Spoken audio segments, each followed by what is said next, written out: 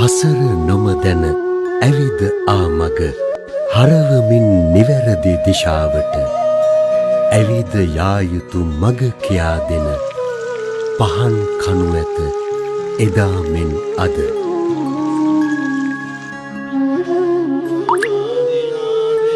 අඳුරු අදමිටු රුදුරු ගති හැර හෙටක් ඇති බව සිහි තබාගෙන දහම් මග අඩි තැබිය යුතු බව සිහි කරයි දිලෙමින් පොසොන් සඳ.